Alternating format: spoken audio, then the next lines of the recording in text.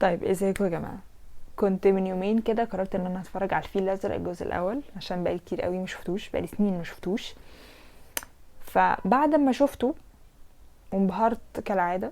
لقيت ان الجزء التاني شغال على التلفزيون بالصدفه البحته، فقلت حلو، فاتفرجت عليهم ورا بعض. المهم يعني انا في الجزء التاني اكتر مشهد بحبه هو المشهد الاخير ليحيى، لما خلاص بص نفسه في المرايه ولقى ان التاتوز بترسم على جسمه. فبعد ما شفت الجزء الاول مع الجزء التاني كنت دايما بيتوقفني هو ازاي نائل سيطر على يحيى.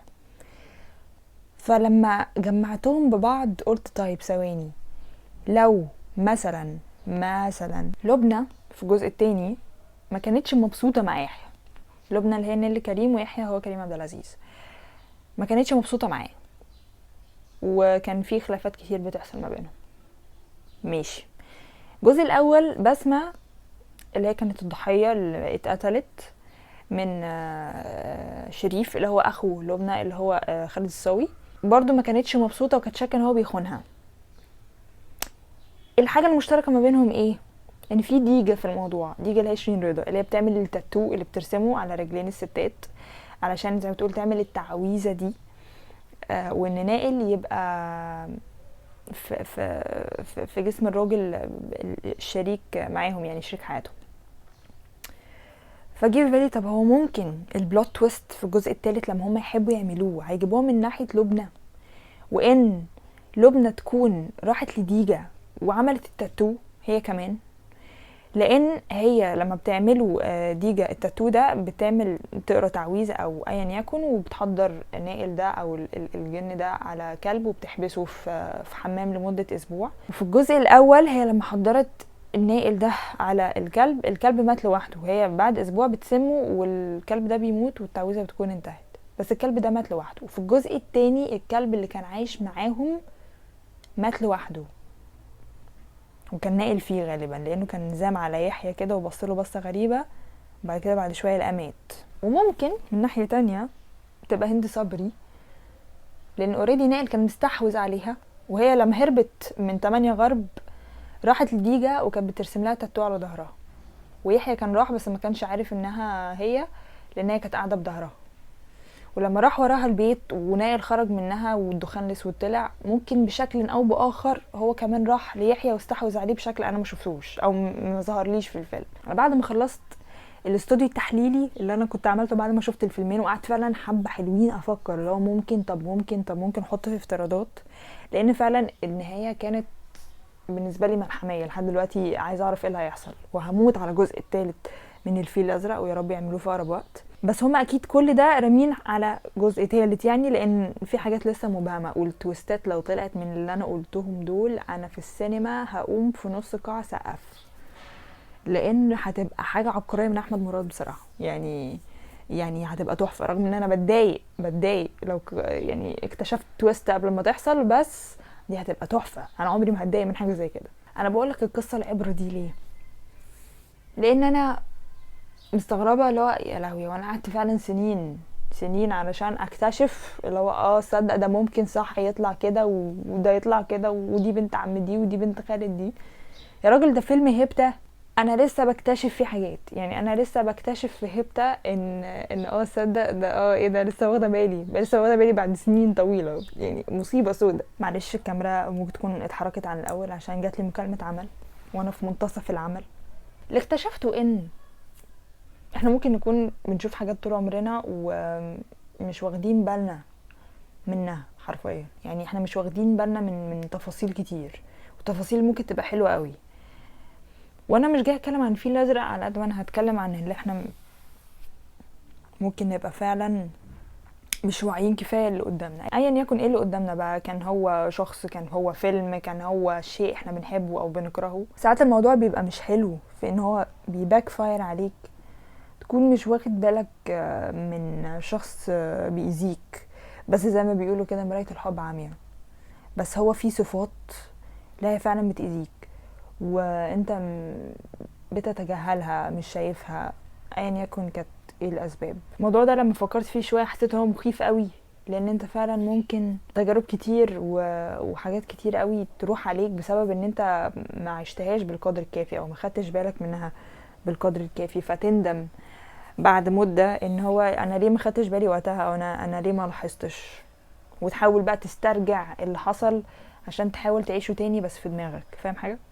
شفت الفلسفه الطاغيه، شفت الفلسفه كل ده عشان شفت بس الفيل الازرق الجزئين ورا بعض. انا مش عارفه لو شفت ثلاثيه الجاد فازر في يوم واحد انا هطلع اقول لكم ايه. اللي عايزه اقوله يعني ان البني ادم بطبعه مش واعي كفايه اللي حواليه، مهما كان ذكي، مهما كان اجتماعي، مهما كان هو عارف شخصياته ودارس لغه جسده وكل الكلام ده، بس هو في ذات الوقت هو ممكن يكون فعلا في لحظات كتير بتعدي عليه من حياته هو مش واعي للي بيحصل كفاية بشكل كبير.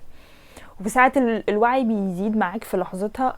عارف اللقطة بتاعت لما انت تكون في قعدة حلوة مع صحابك او مع اهلك وتكون مبسوط، ومرة واحدة مش عارفة ليه الاحساس ده بيجيلنا، يعني اكتشفت ان هو بيجيلنا احنا كتير، كنت فاكرة ان انا بس كده اللي كئيبة، بس اللي هو بتبص كده حواليك وبتحاول تاخد لقطة من المشهد ده علشان انت عارف ان ده هيبقى ذكرى في يوم من الايام. لو انت بتيجي في دماغك لو دي هتبقى ذكرى في يوم من الايام، والله اعلم الدنيا هتفرقنا ولا مش هتفرقنا، تخش في زوم كده تلاقيك سكت مره واحده واصحابك بيسالوك هو في ايه، انت ما انت كنت كويس، بس كل ده عشان انت ايه، خدت بالك لو اوف اللحظه دي حلوه قوي مهما كانت بسيطه، مش اللي هو احنا يعني خاربين الدنيا، بس القعده دي بعد مده مش عارف هنكررها تاني، وهل دي ممكن تبقى اخر قعده هنقعدها مع بعض ولا لا.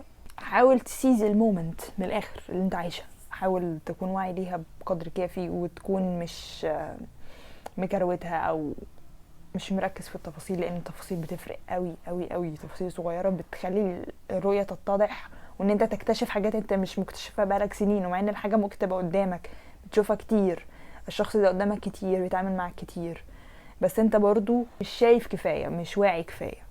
مش عشان انت غبي، عشان برضو محدش ياخدها من الناحيه دي، عشان انا عارفه ممكن حد ياخدها من الناحيه دي، لا بس هو دي طبيعتنا كبني ادمين عادي. اكتشفت حاجات في الفيل الازرق بعد بلاوي سنين كتير قوي قوي قوي قوي يعني من مشاهدته، مش فاهمه انا ازاي يعني حبكت قوي التويستات دي، وممكن ابقى غلط تماما والجزء الثالث يفاجئني بحاجه رابعه انا ما فكرتش فيها، بس مع ذلك اتبسطت بالنتائج اللي انا وصلت لها من حاجه بسيطه زي دي. انا ما اكتشفتش الذره، ممكن الفكره تكون مش قويه قوي ان انا اجي اناقشها، بس هي كانت في دماغي، فهي اكيد كانت في دماغي for a reason، فايا يكن ايه هو الريزن انا قلت هاجي اقولها علشان 60 بني ادم اتفرجوا عليها بشكل دوري يبقوا واعيين كفايه.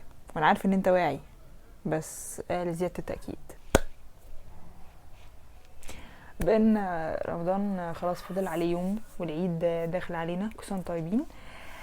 فهنرجع من النهارده نرجع نرشح افلام كعادتنا، افضل فقره في حياتي. المهم قبل ما ارجح ليكوا فيلم السهره، احب اقول لمايكل بي جوردن congratulations على فوزك بالاوسكار. انا والله العظيم اللي خلاني اشوف حفله الاوسكارز، انا بشوفها كده كده كل سنه بس مش بنفس الحماسه بتاعت السنه دي، لان سبحان الله انا كان عندي يقين ان مايكل بي جوردن هو اللي هياخد الاوسكار السنه دي، رغم ان انا شايفه، او مش انا اللي شايفه، كلنا شايفين ان المنافسه شرسه وفي ممثلين تقال على راسهم ليوناردو دي كابريو مترشحين للدور وكان تمثيلهم حلو، بس مايكل بي جوردن هو اللي كسب الاوسكارز، فانا مبسوطه جدا جدا عن بطولته في فيلم سينرز اللي هو بالنسبه لي كان احلى فيلم في السنه، رغم ان انا ما شفتش كل الافلام، بس مع ذلك سينرز بالنسبه لي هو في المرتبه الاولى، لان انا بحب الفامبايرز بكعادتي السوداء يعني. فبمناسبه ان مايكل بي جوردن خد الاوسكار لاحسن ممثل، وراين كوغلر المخرج خد الاوسكار لاحسن اوريجينال سكرين بلاي، فاحنا النهارده هنرجح فيلم لمايكل بي جوردن اخراج راين كوغلر برضو. الفيلم ده انا شفته من فتره وعجبني قوي، وده كان اول فيلم مايكل بي جوردن يمثله اخراج راين كوغلر. الفيلم ده اسمه فروتفيل ستيشن. الفيلم ده قصه حقيقيه حصلت بالفعل في امريكا في وقت من الاوقات، مش هحرق عليك. الفيلم مدته مش طويله خالص، هو اي نعم فيلم مش مفرح ونكد شويه ومش لاقي بالعيد، بس هو فيلم حلو ويستاهل بس كده. احب اقولك في نهايه الحلقه be aware، حاول تشوف اللي حواليك بنظره كبيره، بنظره مستبعده، سيز المومنت على قد ما تقدر اللي انت عايشها واللي انت فيها. شوف الفيلم قولي رأيك، باي باي.